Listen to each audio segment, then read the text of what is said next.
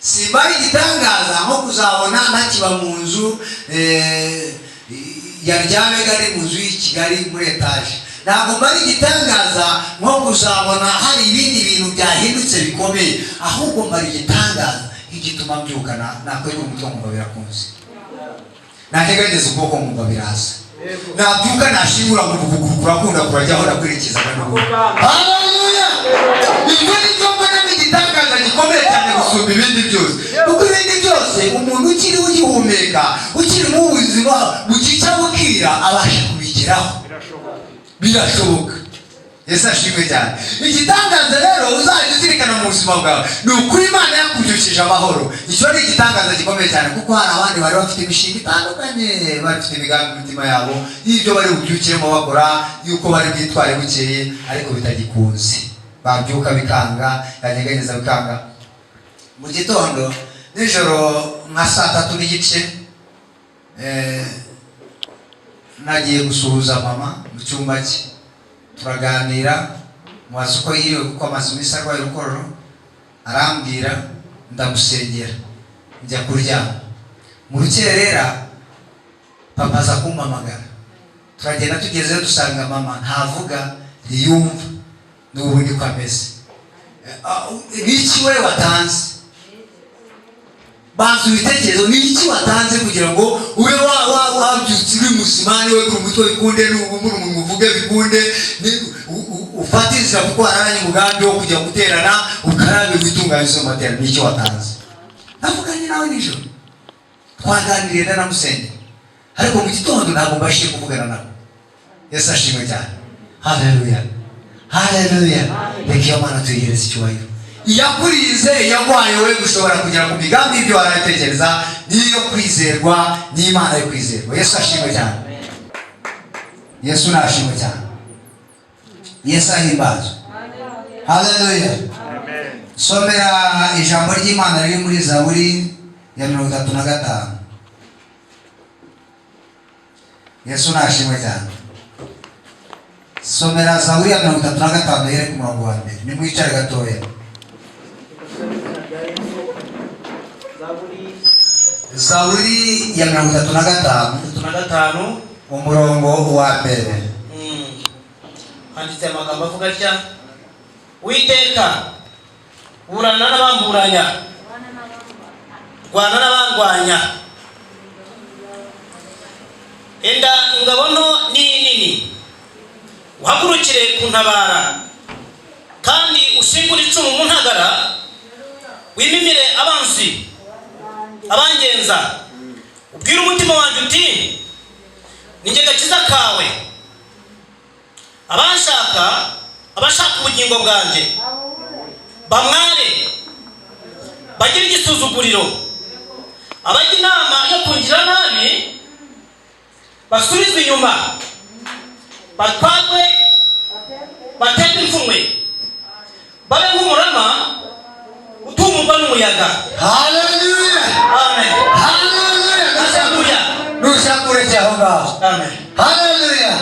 Umva Dawidi ageze mu bikomeye, ndagira ngo ubwire ngo igitondo cy'uyu munsi nkuzaniye ijambo rikubwira ngo Uwiteka afite intwaro zo kukurwanirira, kandi nta wundi wabasha kugutsindira ibikurwanya, nta n'undi wabasha kugushyira kure y'ibiguhiga uretse Uwiteka Imana yawe yonyine gusa, niyo yabasha kubigukorera. Dawidi ageze mu bihe bigoranye cyane, ageze mu intambara zimugosi iburyo n'ibumoso, imbere n'inyuma, arareba biramushobera, aravuga ngo Uwiteka we. Oh, haleluya, haleluya. Mbariza mugenzi wawe kugira icyo wiyambaza. Umuntu ajya ahamagara se waba akamubwira ati imodoka nta esanse ifite.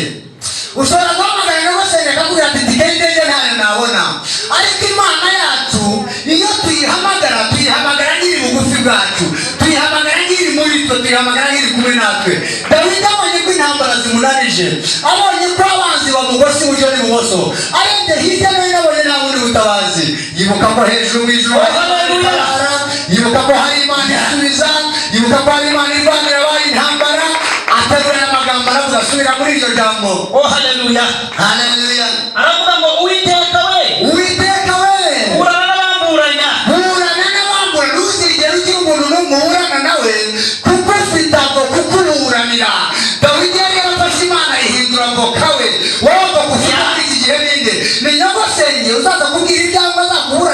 mugabo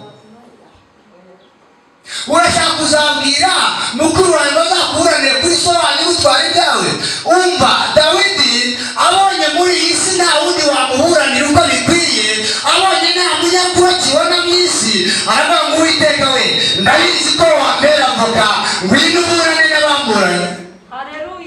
Yesu ashimwe cyane. Burya rero umuntu uburanirwa n'Imana naho atirirwa yatakurirwa ajya mu rubanza rutsinda atagezeyo kuko mvoka bariyo. Yesu nashimwe cyane. Burana n'abamburanya rwana n'abandwanya barwane n'abandwanya ingabo nini intwaro zose ntuzisiga inyuma ufate ingabo nini n'intoya uhagurukire kuntabara. Haleluya. Uhagurukire kuntabara. Bwira mugenzi wawe ngo dufite umutabazi. Dufite umutabazi. Yesu nashimwe cyane. Ongera umubwire ngo dufite umutabazi. Dufite umutabazi. Ingabo z'Imana igendana ziratangaje. Buri Imana ni umukozi w'umuhanga. Ese waba uzi ko yahindura ikintu cyose ingabo zo kukurwanira? Ntabwo bisaba kuva mu ijuru, ntabwo bisaba kuva mu cyicaro cyayo, ntabwo bisaba kunyeganyega mu kigo cy'abaririmbyi, ahubwo ufite ububasha butegeka ibyo yaremye byose bigahinduka ingabo zikurwanirira. Sifa kwa Mungu. Yesu ashimwe cyane. Haleluya. Ntabwo bisaba kujya kuzigura. Oya, ntabwo na training w'ibibazo gushyiraho. Kuko umunsi umwe yabwiye umugabo witwa Mose bimaze kumutuma kwa Farawo iramubwira ngo nguhindure Imana imbere ya Farawo. Oh, haleluya. Biramugeza bifite ububasha bwo kuduhindura uko ishaka. Yesu nashimwe cyane. Neza. Haleluya. Haleluya. Sema mina haleluya. Mubwira dufite ububasha bwo kuduhindura uko ishaka. Nisha kumutuma kuri Farawo kuko yarizi ko Mose yavuye kwa Farawo akavayo hari amakimbirane agiranye n'umwami n'igihugu akavayo atorotse ahunze igihe kigeze cyo kugira ngo asubire muri Egiputa. Mose arabyanga Imana imutuma ariko Imana iramubwira ngo rero ntutinye Farawo, ntutinye ingabo ze, ntutinye abenegihugu ko wavuye baguhiga. Ubu ntabwo uzagera imbere ya Farawo ukiri Mose ahubwo ngugize Imana. Imbere yanjye uri Mose ariko nugera imbere ya Farawo azajya kubona nk'Imana. Yesu nashimwe cyane. Haleluya. Haleluya.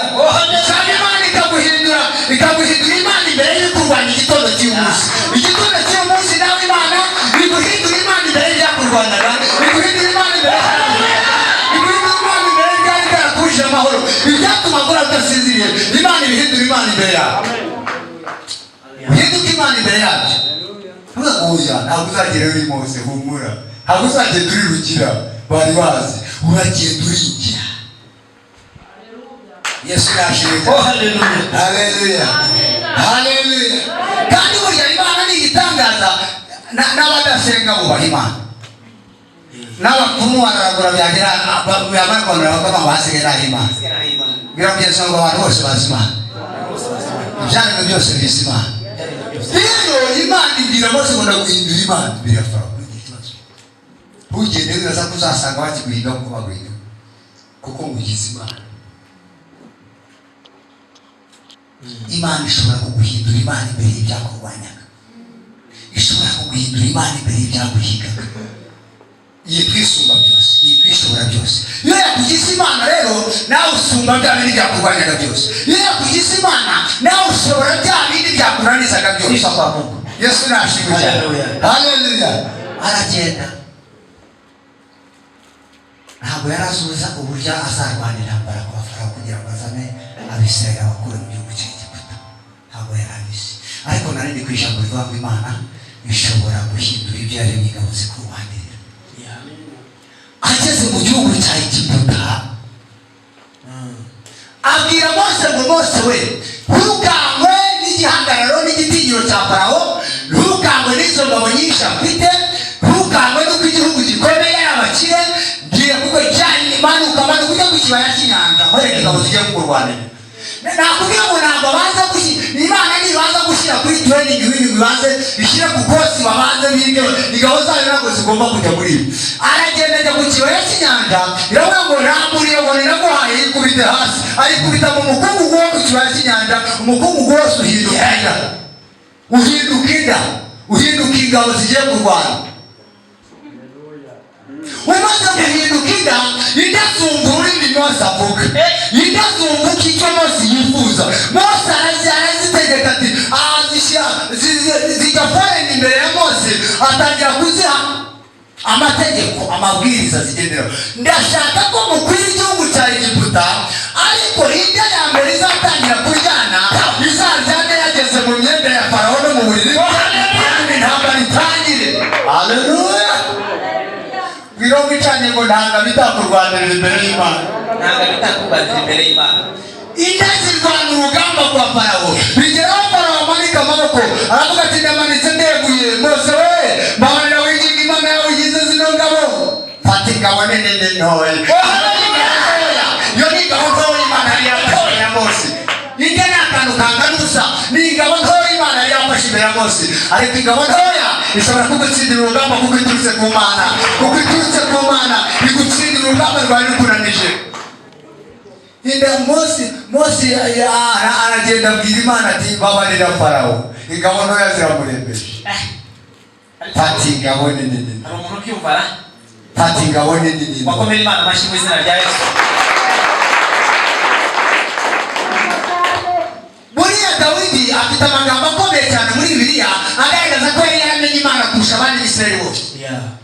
Yabwiye Imana ngo fata ingabo nini ntoya mutabara. Ingabo ntoya zo bitinda zakanguruje umwami Farawo, amanika amaboko abwira Mose ati nyigira Imana yawe. Yesu ashimwe cyane. Haleluya. Imana yafashe ingabo ntoya bita ibikeri bya bindi ngombwa n'imodoka mu mahanga ibura yaguye tugasanga byasungutse. Igira Mose ngo genda ukoze iyo nkoni mu ruzi rumwe rwa Egiputa, hanyuma uhamagara ibikeri byose.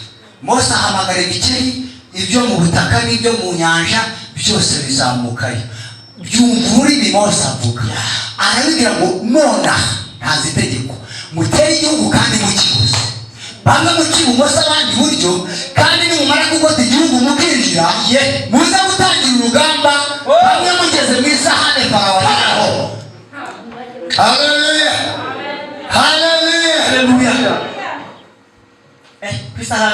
Ku isahane Farawo arira, abariho mutangira urugamba.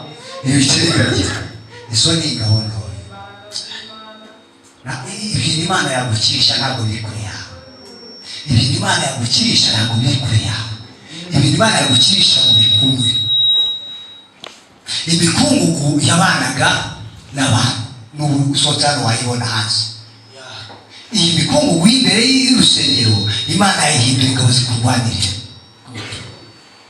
Dawidi aravuga ngo fata ingabo nini ntoya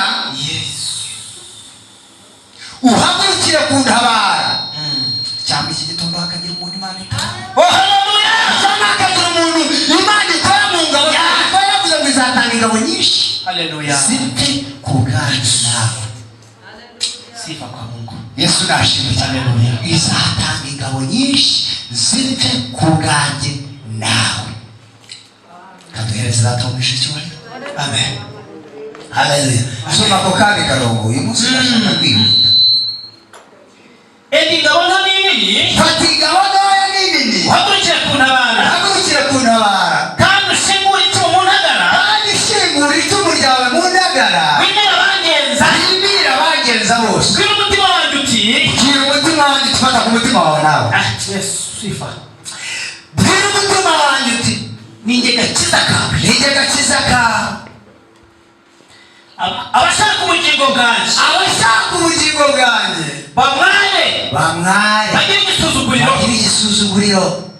Abajya inama yo kungirira nabi. Basubizwe inyuma. Baterwe ipfunwe. Kandi Imana yamwishe icyubahiro. Haleluya. Abajya inama nagira ngo ubwire mu gitondo cy'uyu munsi. Ibyagiye inama ntabwo mbizi. Ibyakurwanaga ntabwo mbizi. Intambara urwana nazo ntabwo nzizi. Ubuzima unyuzwamo ntabwo mbuzi. Ariko nagira ngo utangare igitondo cy'uyu munsi. Imana ifite ingabo nini, ifite n'intoya, ifite ubutabazi bwo kugutabara. Yesu nashimwe cyane. Ishobora kwibira ibyakurwanyaga, ishobora gukuraho ibyakugenzaga. Yesu nashimwe cyane. Umwanditsi w'umuhanuzi Yesaya arimo kwandika mu bice 54 yaravuze ngo hari bazakorana ariko ntabwo ari uzaba bakoranije. Yesu ashimwe cyane. Ariko abazagukoraniraho bose bazagwa kandi ari wowe bazize. Ntabwo Imana yaduhamagariye kugira ngo tuba abanyagisuzuguriro, yaduhamagariye kuba abanyacyubahiro. Yesu nashimwe cyane. Nuko rero kwikima bishaka kugusuzuguza ntabwo bizagushobora, kuko Imana ifite ingabo nini n'intoya kandi ishobora gutuma zikakurwanirira. Yesu nashimwe cyane. Haleluya. Ntabwo bizagushobora. Ndagira ngo mbabwire ngo nimuhumure, Imana yacu. Dawidi ni umugabo wari waramenye Imana neza. Yari yaramenye Imana by'ukuri, yari yaramenye Imana bisobanutse. Niyo Imana yarebye mu vuga ijambo ritandukanye n'ibyo yavuze ku bandi muri Bibiliya. Yavuga ngo mbonye umuntu ufite umutima umeze nk'uko shaka. Rero icyo cyo kugira umutima umeze nk'uko Imana ibishaka cyamuteraga igikundiro imbere y'Imana cyo kumenya neza ibyo Imana ishobora kumukorera itari yabikora. Yari abizi neza yuko mu kuboko kw'Imana hari imbaraga kandi zitabasha kubonwa n'abantu gusa, ahubwo zibonwa n'abayimenye. Kuko nta kuntu wamenya neza, nta kuntu watekereza n'abanyasayansi ntabwo wabibabaza ngo ntabwo babisubiza ukuntu umukungu guhinduka inda, ntabwo bashobora kubisobanura. ntawe urabyiga. Iyo sayansi ni Imana irarenze. Ntabwo wayibaza ba bandi baminuje muri isi ngo bayikubwire ibishoboka. Yesu ashimwe cyane. Ntabwo wabaza sayansi y'ukuntu igiti gikora mu mazi agahinduka amaraso ngo bayikubwire ibishoboka. Mose yakojeje inkoni ye mu ruzi rumwe rwo muri Egiputa, inzuzi zose zihinduka amaraso, kandi isoko abisirayeli bavomaho isigara nta maraso arimo. Ariko Imana ihuma amaso abari Egiputa na yandi y'abisirayeli bavoma bayageraho bagasanga ari amaraso. Iyo sayansi nta muntu w'isi wayigira. Tekinoloji ntabwo barayikora. Ntabwo ibyo barayigira. Mu byo bakora byose ntabwo barabishobora. Yesu nashimwe cyane. Haleluya. Reka ngoro ubwire igitondo cy'uyu munsi. Imana yacu ya Isirayeli, Imana yaremye ijuru n'isi, Imana twamenye tukiringira, ni Imana itandukanye n'ibindi bintu byose. Yesu ashimwe cyane. Haleluya. Imana ishobora kukurwanira intambara abantu batarora, nawe utarora ukazabyina intsinzi, intambara yararangiye. Yesu nashimwe cyane. Haleluya. Yesu ahimbazwe. Amen. Haleluya. Haleluya. Yaduhereze data w'ijuru. Amen. Dawidi rero yari yaramenye Imana. Dawidi ubuzima bwe bwari bwaramaze kubatana n'ubw'Imana. Yari abizi ko nta wundi wamurengera, yari abizi ko nta wundi wamutabara. Naho yari afite igihugu, naho yari umwami afite ingabo zarize igisirikare mu buryo buhagije, ariko yari azi neza yuko ibyo byose hejuru yabyo hari Imana. Ari ibasha kumurengera, ari ibasha kumutabara, ari ibasha kumurwanira intambara, ari ibasha kumutsindishiriza. Yesu nashimwe cyane. Haleluya. Haleluya. Umwe yigeze gukora amakosa, Dawidi n'umuntu wagiye aho agongana n'amakosa ari n'ibyaha, ariko nanone arabitsinda kubwo guca bugufi no kwihana no gusenga. Umunsi umwe rero ari muri ayo makosa yahuye n'ikibazo gikomeye cyane, atukwa na Mayibobo.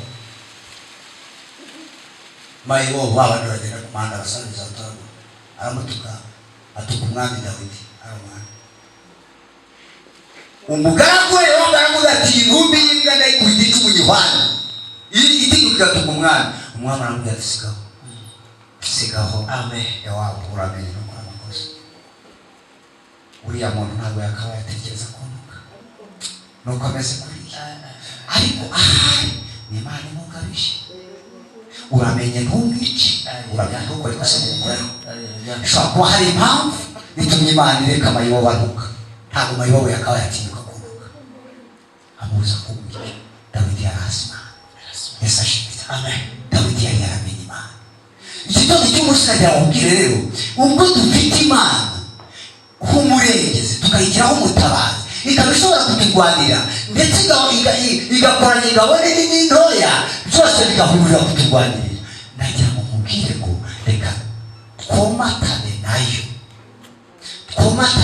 mana karamata, wikwemera ko hagira ikigutandukanya nayo, wikwemera kuba mu buzima butari kumwe nayo. Yesu ashimwe cyane. Amen. Haleluya. Hallelujah. Haleluya. Hallelujah. Ntusembere kuba mu buzima butari kumwe, kuko Imana ni igitangaza. Imana avuye kukurwanira intambara utabizi utanabibona. Buriya hari ibintu dutsindishiriza byaduteye ubwoba twanabirore n'amaso. Hari n'ibindi biteye ubwoba kurusha bya bindi ubona igitsindiri iyo utazi wabibona ukagenda ikindi. Yesu nashimwe cyane. Dawidi aravuga turamenye n'umwice. Buriya hari n'Imana imungabije. Aragenda ajya gusenga. Dawidi yambara ifoto yo gusenga. Yakubaza Imana impamvu ibyo bibaye. Amenya ko ari amakosa arihana. Nagira ngo mubwire inshuti musaraba, wowe tuvugana igitondo cy'umunsi. Biriya bikwahagiza, biriya bikushira amahoro, biriya bituma udasinzira. Itegereze neza, utazabura igihe bazana wabyo. Itegereze neza amayoza zitaba zigutuka kubera ko Imana ituruka kuri wowe. Nusanga Imana ituruka kuri wowe, yamura igisuzuguro cyo gutukwa n'amayobo. Nta kundi bakiyambura rero, baca bugufi bakihana Imana. Yesu nashimwe. Hallelujah. Haleluya. Ariko yabuze neza yuko wabaye akaramata n'Imana yawe, wamatanye n'Imana yawe, ntuzigere ukangwa na ya misozi ureba imbere yawe. Ntuzigere wumva uhungabana n'ubuzima bw'imisozi ureba utabasha kuzamuka. Ibibazo byamaze gusa naho bigusumba, kuko dufite umukiza wacu Yesu Kristo twakiriye, asumba kure cyane bya bibazo ubona bigusumba. Yesu nashimwe cyane. Ubu twamatanye nawe ajya kuraho imisozi. Buriya hari abagabo muri Bibiliya njya soma ijambo ry'Imana nkabona ko bari baramenye Imana.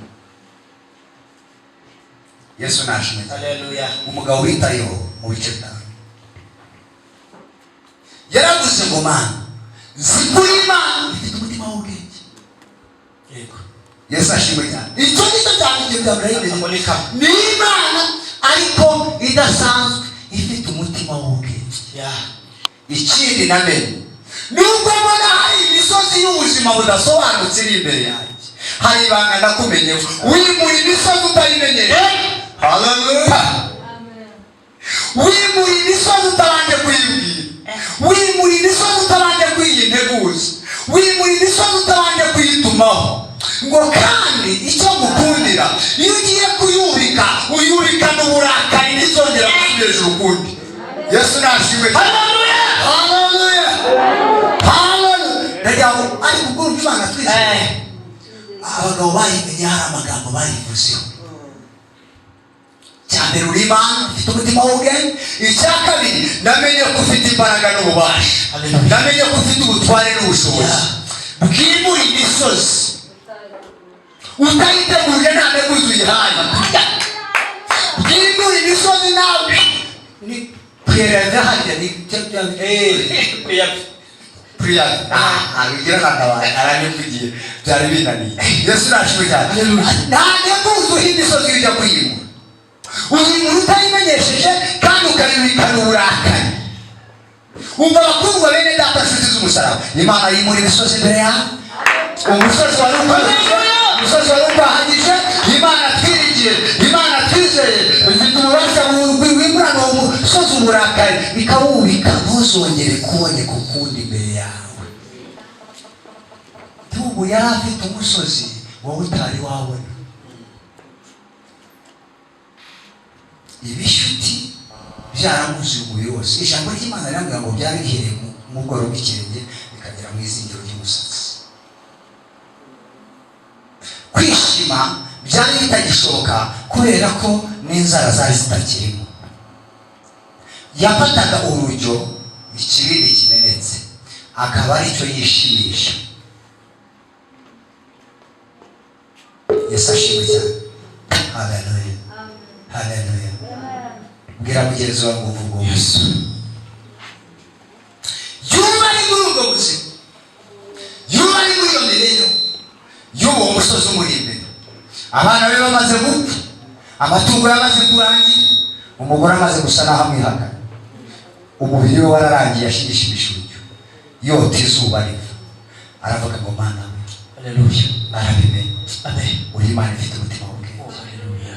Ujya wimura imisozi utayimenyesheje. Ndabizi n'uyu ndi buzavuga. Yes. Bwira mugeze ngo nta musozi kuri Imana yawushoboye. Nawe umusozi. Uri mu musozi kuri imbere Imana yawushoboye. Uri mu Imana yawe. Yesu ashimwe cyane. Haleluya. Haleluya. Muri ubwo buzima bumeze gutyo, muri ayo marira menshi y'ubu yari arimo, inshuti ze zimushinyagurira abandi, inshuti ze bamubwira bati n'ubundi watoroshye ko umukiranutsi kandi umunyabyaha. Umugore amubwira ati hakana Imana wipfire kuko ntacyo kimaze. Ari muri ubwo buzima bumeze gutyo y'ubu arabagoma narakomeye. Ufite umutima w'ubwenge, uyimura imisozi utayibwiye, uyubikana uburakari bwawe. Yesu nashimwe cyane. Haleluya. Yesaya abonye Abisirayeli ibibazo barimo, arababwira ati nimuhumure. Nubwo abanzi batugose, Babuloni yafunze amarembo i Yerusalemu, ariko kuko Umwami Imana azantabara. Haleluya. Ntabwo mwara sinkorwa n'isoni. Mu bibazo ndakomera, ku maso yanjye hakamera nk'urutare, kuko nzi ko hari umurengezi mfite. Kandi wese ndatumvise icyubahiro. Haleluya. Haleluya. Bwira uwo mwicaranye muhumura, ibibazo byawe Imana irabizi. Ubwe ngo nta musozi n'umwe wananira Imana kuwimura. Yesu nashimwe cyane. Amen. Nta musozi n'umwe Imana itabasha kugukura imbere. Nta musozi, nta buzima na buke Imana itabasha kugukura. Yesu nashimwe cyane. Haleluya. Reka soreze kuraka. Ndimo ndagana ku musozi w'ijambo ry'Imana. Umunsi ndagira ngo mwereke uburyo nta musozi n'umwe, mwereke uburyo nta ntambara n'imwe Imana twizeye itakurwanira. Umunsi umwe Yesu Kristo avuga ubutumwa bwiza ku isi, arimo agenda avuga ubutumwa, agera ku kidendezi cy'i Betesida, ahasanga abarwayi urubaraza rw'Asaba benshi. Ijambo riravuga ngo bamwe bari ibimuga, abandi ari impumyi, abandi bacumbagira, abandi bamwibutsa amaboko, bafite indwara zitandukanye. Arabareba, arabitegereza, asanga baragorewe. Yesu ashimwe cyane. Ariko ubu harimo umuntu umwe, Bibiliya ntabwo ijya itugaragariza ko yari umugore cyangwa yari umugabo, ngo wari umaze igihe kinini cyane arwaye. Icyo kidendezi ngo iyo amazi yacyo iyo cyajya gukiza, marayika amanutse agakandagira muri ayo mazi, amazi ngo yarihindurizaga. Noneho bakabyiganira kujyayo, ariko cyabashaga gukiza umuntu umwe, cyashoboraga kwihinduriza rimwe mu kwezi, kandi kigashobora gukiza umuntu umwe gusa wabanje gutanzemo abandi. Yesu ashimwe cyane. Muri ubwo buzima abarwayi bibiri tubwira ko bari benshi batabarika, kandi umuntu umwe watangagamo abandi wenyine ashobora gukira, kandi abarwayi bari ndende. Yesu umwanyizeho abona umuntu umwe umeze nabi cyane ngo amugirire imbabazi, amubaza icyo yamukorera, amubaza icyo ashaka, icyo yifuza. Akimubajije, umuntu azana agahinda ke. Burya rero umutima usobetse amaganya ngo ntujye usobanura amagambo, niko Abanyarwanda bavuze. Mu mwanya wo kugira ngo amubwire ati ndashaka gukira, yiza iyi ndwara yanzonze, atangira kumubwira ubuzima bwe. Ati ubu ubwo rero nararwaye, mera nabi, maze igihe kirekire, tangira kumubwira uburyo amazi yihinduriza, atakibasha guhaguruka. Ibishatse kuvuga icyo ndimo gusoma iriya nkuru, mbona iki? Kubera imyaka myinshi ijambo ry'Imana rivuga ko yari imyaka 38. Siko mujya kuririmba 38 irangiye. Imyaka 38 yararwaye, bigeraho imiryango imuvaho. Ikimenyetso ni ikihe? Yaravuze ko amazi yihindurije. Nyigerageza kwiyambamba n'abandi bananga, simfite usunika, bivuze ngo nta murwaza yarakigira. Baramurwaje, bagurisha ibintu, baravuza, imitungo irarangira, no kumuha iruhande birabananira. Barasimburanwa, bagabo bararuha, baravuga bati yarapfuye n'ubundi nagenda apfe, ntitugende no kwica n'ibyari bisigaye. Basubira mu mago yabo baragureka. nagira ngo usubize amaso inyuma witegereze ahantu waba wararetswe. Abantu barekwa mu buryo butandukanye. Igitondo cy'uyu munsi tegereza ahantu waretswe, ahantu wifuzaga ko hari wakugera ariko akaba atahagera, ahantu wifuzaga ko hari uwagusunika hakwigiza ariko ukaba utamubona, ibyo wifuzaga kugeramo ariko ukavuga ngo nabigeramo ariko mbonye ibi, ukaba utareba aho bituruka. Nagira gusubiza amaso witegereze, witegereze mu buzima bwawe.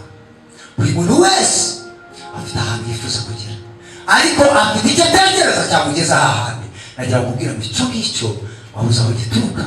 Igitondo cy'umunsi Imana yakutahana, igitondo cy'umunsi Imana yagukinga umuryango nawe. Yesu ngo akimara kuvugana n'umurwayi, umurwayi amubwira uburyo abandi bamutangamo, aramubwira ati nguriya indwara yawe nubwo imaze igihe kinini, nubwo imyaka ari 38, indwara yaranze gukira, ariko shebuja w'indwara yahageze, utegeka indwara yahageze. Ikiganeza cyakwihinduriza kitakwihinduriza, ariko ukiza indwara yahageze. Marayika wajyaga amanuka akazahagarara ku kidendezi. Uyu munsi uravugana na shebuja w'abamarayika, uravugana n'uyoboye abamarayika, uravugana n'umukuru w'abamarayika. Uyu munsi ubuzima bwawe bugomba guhinduka, bwirageze ngo nawe ubwawe buhinduke. Uyu munsi aho umaze iminsi ugomba kuhava, uyu munsi ibyo wifuza ugomba kubigeraho. Uyu munsi ibyo wazakiriye inyota wananiwe gushyikira, nawe ugomba kubishyikira. Bava ku bakuretse, bava ku bagutaye, bava ku bataragufashije, bava ku batarakumvise kandi umeze nabi. Uyu munsi habonetse ukumva, uyu munsi habonetse ugusubiza, uyu munsi habonetse ukugira neza, uyu munsi habonetse ugutabara. Haleluya!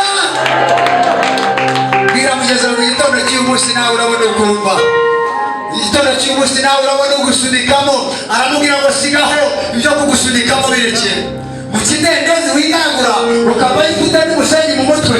Uyu munsi rero utegeka ikidendezi yahageze. Uravugana n'utegeka ikidendezi, uravugana n'utegeka aya mazi, uravugana n'umuremyi wayo ayayihinduriza agakiza abantu, uravugana n'uwaremye, uravugana n'uyapfumbatije mu kiganza. Ndagira ngo nkubwire ngo haguruka uzinga uburiri bwawe ugende, kuko uyu munsi ntabwo wongera kurara. Haleluya! Nawe icyama Imana ikagukuraho wari umaze iminsi, icyama Yesu akakugenderera akagukuraho umaze iminsi, ntabwo uzi imyaka wamaze. Nagira ngo ngutangarize yuko ibibazo byawe, imisozi ikuri imbere, naho yaba miremire ni miremire kuri so wanjye, naho yaba miremire ni miremire kuri nyogosenge, naho yaba miremire ni miremire ku mugabo wagushatse, naho yaba miremire ni miremire ku bana bawe, ariko imisozi ntabwo ari miremire imbere ya Yesu. Imbere ya Yesu ni migufi, imbere ya Yesu ntabwo ari miremire. Haleluya! Kaduhereze Imana icyubahiro. Haleluya! Indwara ngo yari ifite imyaka 38, kandi icyo gihe Yesu yari afite nka 32. Yari afite nka 30 kuko yatangiye umurimo neza afite imyaka 30, imyaka 30 awukora mu myaka 3. Yatangiye umurimo neza afite imyaka 30 awukora mu myaka 3. Icyo gihe avugana n'icyo kimuga, abashakashatsi bagaragaza ko ibyo ari byo byose bishobora kuba byari nko mu mwaka wa 32. Noneho indwara, ibibazo umugabo yari afite cyangwa umudamu byasumbaga Yesu, byataga Yesu ubukuru. Yesu ashimwe cyane. Haleluya! Amen. Ariko rero nagira ngo ngutangarize igitondo cy'uyu munsi, nta kintu cyazamuka ngo gisumbe Yesu, nta n'icyaruta Yesu ubukuru, kuko Yohana yaranditse aravuga ngo n'isi itararemwe yari ahari, n'ibyaremwe byose byaremwe nawe. Ayo mazi rero hari umugabo yaremye niwe wari wahagera. Bwira mugenzi wawe ngo nawe bikubere bityo. Mubwira ngo Imana iguhagurutse aho umaze iminsi. Haleluya! Iguhindurira izina. Imana ikuvugisha ikinyarwanda cyane cyarakunaniye. Imana ikuvugisha ikinyarwanda cyane cyarakunaniye. Hari abantu babaho mu buzima butavuga ikinyarwanda cyose. Barahari babaho mu buzima budashobora kuvuga ikinyarwanda cyose kandi bakizi, bitabasaba no kujya mu ishuri kukiga, ariko ntibishoboka. Ndabona imodoka iparitse hano ku muryango, ariko ntabwo nakweshe ngo mvuge imodoka yanjye. Ururimi ikinyarwanda cyane imodoka ndakizi, ariko ikinyarwanda kivuga ngo imodoka yanjye ntacyo byuzura, nta kuzura gute. Haleluya! Hari abantu bari aho udashobora kuvuga ngo inzu yanjye, hari abantu bari aho udashobora kuvuga ngo umugore wanjye, hari abantu bari aho udashobora kuvuga ngo umwana wanjye, hari abantu bari aho udashobora kuvuga ngo diguri yanjye, kugira ngo ugeze ngo nawe hari icyakunaniye, kugira ngo hari ikinyarwanda cyakunaniye kukivuga. Haleluya. Ariko Yesu Kristo umwana w'intama w'Imana, Uwiteka Imana nyir'ingabo, ikubwira imisozi igakurwaho, arahari kugira ngo akuvugishe ikinyarwanda cyakunaniye. Icyo abandi bavugaga ubumvisha amatwi ariko udashobora kukivuga, nawe igitondo cy'umunsi Imana ikikuvugisha, nawe igitondo cy'umunsi Imana ikikuvugisha, nawe igitondo cy'umunsi Imana ikwibuke, ikukure ku kidendezi umaze iminsi. Yaba ari ikidendezi cy'ubukene, yaba ari ikidendezi cy'indwara, yaba ari ikidendezi cy'igisuzuguriro, yaba ari ikidendezi ntabwo uzi ikidendezi umazeho iminsi, ariko Yesu agukure ku kidendezi, nawe wikorere uburiri bwawe ugende, nawe wikorere uburiri bwawe ugende. Reka duhaguruke ku maguru yacu.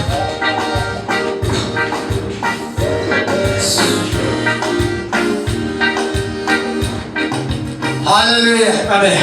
Sema amina. Haleluya. Wakiva kwa Mungu. Haleluya. Haleluya. Ngira mahagaranye ngo nawe Imana ikukure ku kidendezi. Nawe Imana ikukure ku kidendezi mu izina rya Yesu. Ariko subiza nagira ngo ugende urugendo rusubira inyuma muri wowe gatoya. Urebe ikidendezi umazeho iminsi, ntabwo nyizi. Ariko subiza amaso inyuma muri wowe. Ugende urugendo rwo muri wowe imbere witegereze. Nta kidendezi ubona? Nta kibona umazeho iminsi? Nta kibona wananiwe kwikuraho?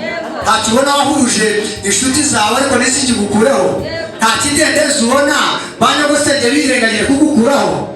Nta kidendezi ubona basobanye birengagire kugukuraho? Nta kidendezi ubona bakuru bawe birengagire kugukuraho? Nta kidendezi ubona? Ese ni ahantu ubona umaze iminsi ariko utagira uwagusunika, utagira uwakwigiza imbere. Igitondo cy'uyu munsi Yesu Kristo w'i Nazareti akugendere nawe, ahure nawe, ahure n'ubuzima bwawe, agukure kuri icyo kidendezi mu izina rya Yesu, agukure kuri icyo kidendezi mu izina rya Yesu.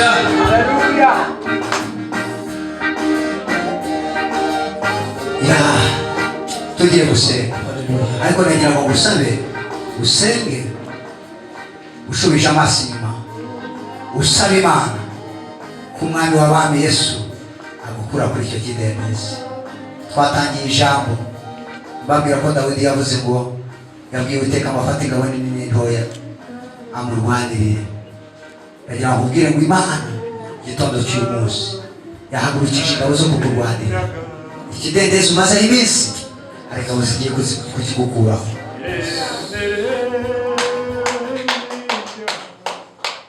Hari